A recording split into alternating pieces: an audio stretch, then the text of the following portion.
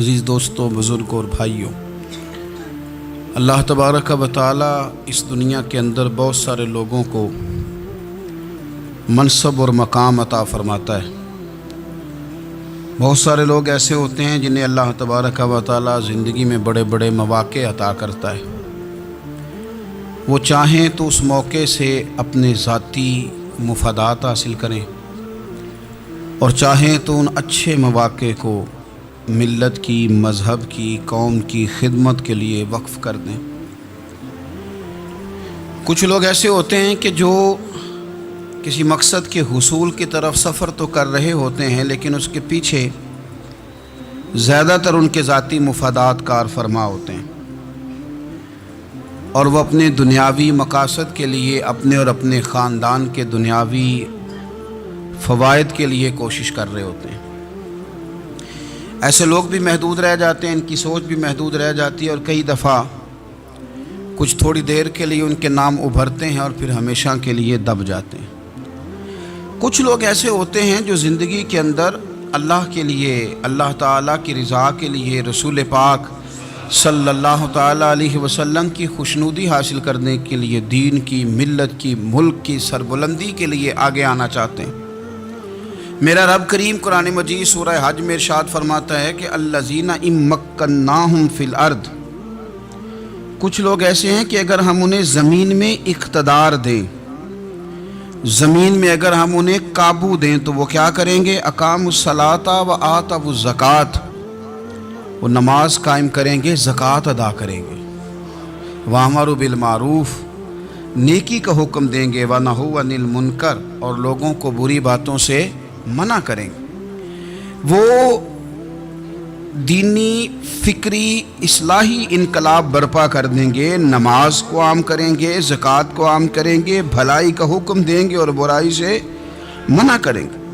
اللہ تبارک و تعالیٰ نے ان لوگوں کو جب اقتدار دیا، وہ کون لوگ تھے؟ سیدنا صدیق اکبر، حضرت فاروق اعظم، سیدنا عثمان غنی، حضرت مولا علی رضوان اللہ تعالیٰ علیہم اجمعین۔ اللہ نے جب ان لوگوں کو اقتدار دیا زمین کے اندر، اللہ تبارک و تعالیٰ نے انہیں نبی پاک علیہ الصلاۃ والسلام کی نیابت کے لیے چنا، تو ان لوگوں نے یہ انقلاب برپا کیا، نمازیں عام ہو گئیں، شوق سے لوگ صدقات و خیرات دینے لگے، بھلائی عام ہوئی، برائی کا کلا کما کیا گیا۔ ہمارے ہاں بھی لوگ احتساب کی باتیں کرتے ہیں، ہمارے ہاں بھی لوگ کہتے ہیں کہ میں رشوت خوری کو، کرپشن کو، ناجائز چیزوں کو ہمیشہ کے لیے جڑ سے اکھیڑ پھینٹوں گا۔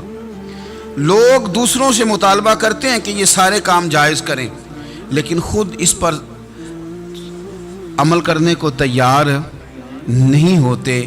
یاد رکھ لیں کہ یہ جو احتساب ہے، یہ انسان کی اپنی ذات سے شروع ہوتا ہے۔ آپ جب نظام احتساب دنیا کے اندر مستحکم کرنا چاہتے ہیں تو اس میں پھر آپ کو اپنی ذات کو سامنے پیش کرنا پڑے گا۔ آج ہم بات کرنے جا رہے ہیں سیدنا فاروق اعظم رضی اللہ تعالیٰ عنہ۔ تو جناب عمر فاروق رضی اللہ تعالیٰ عنہ کا جو نظام احتساب ہے، انہوں نے اس کو گھر سے شروع کیا تھا، اپنے آپ سے اس کا آغاز فرمایا تھا۔ ہمارے ہاں یہ ہوتا ہے کہ جس بندے کے اکاؤنٹ میں اچھے خاصے پیسے ہیں، وہ بل جمع کرانے جائے تو اسے لائن میں نہیں لگنا پڑتا، مینیجر صاحب اسے آگے بلا لیتے، تو وہ بعد میں کیا کہہ رہا ہوتا ہے؟ کہتا دیکھو اللہ نے کتنی عزت دی ہے، مجھے لائن میں نہیں لگنا پڑا۔ بھائی لائن میں لگنا تو آپ کا یہ تھا کہ آپ سمجھتے کہ سارے مسلمان ہیں، مومنین ہیں، برابر ہیں، تو میں کسی کو تکلیف میں مبتلا نہ کروں۔ جب آپ آگے چلے گئے تھے تو آپ نے بہت سارے لوگوں کا حق مارا تھا، وہ لائن میں جو لگے ہوئے تھے ان کا وقت لمبا ہو گیا تھا۔ آپ نے تو اپنے آپ کو احتساب کے لیے پیش ہی نہیں کیا، بلکہ آپ نے کہہ دیا کہ جناب میرا تو رتبہ اعلیٰ ہے، لہذا یہ میرا حق بنتا تھا، مجھے تو استحکام ملنا چاہیے تھا۔ یہاں بہت سارے لوگوں نے اپنے حق میں چیزوں کو اور رنگ میں پیش کیا۔ سیدنا فاروق اعظم رضی اللہ تعالیٰ عنہ نے اس نظام احتساب کو اپنے گھر سے شروع فرمایا۔ حضرت عمر فاروق رضی اللہ تعالیٰ عنہ اپنے بچوں سے فرمایا کرتے تھے کہ جب میں حکم لوگوں کو کروں گا نا، اپنی رعایا کو، مسلمانوں کو میں کوئی حکم دوں گا تو تمہیں پہلے اس پر عمل کرنا پڑے گا۔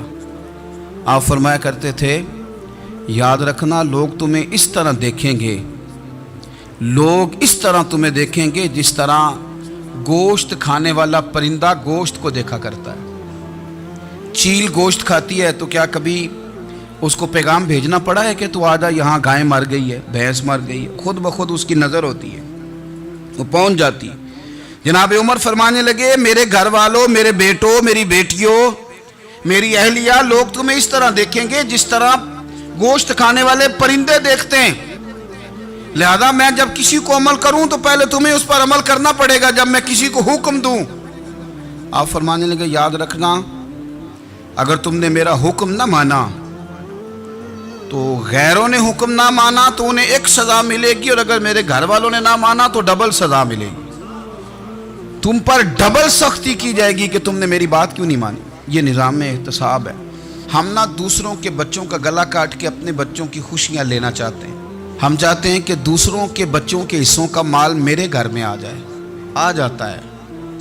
कुछ लोगों की सियासत चल जाती है, कुछ लोगों का फरेब और फ्रॉड काम कर जाता है, लेकिन वो घर रोशन नहीं होते। उन घरों में पैसा होता है पर करार रुखसत हो जाता है। उन घरों में आसानियाँ और वुसअतें तो आ जाती हैं, लेकिन एक दूसरे का एहतराम ख़त्म हो जाता है। सैयदना फारूक आज़म रज़ी अल्लाह ताला अन्हु का ये तरीक़ा था कि वो अपने बच्चों पर सख्ती करते। आप हमारे मुल्क में ये निज़ाम है, मौजूदा हुक्मरान हो या इनसे पिछले, बच्चे सब के मुल्क से बाहर रहते हैं। यहाँ रहते हैं तो मोहल्लात में, बाहर जाते हैं तो बड़ी बड़ी आसाइशों में।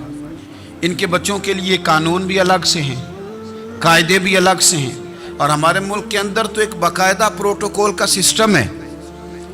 उस सिस्टम से गुजर कर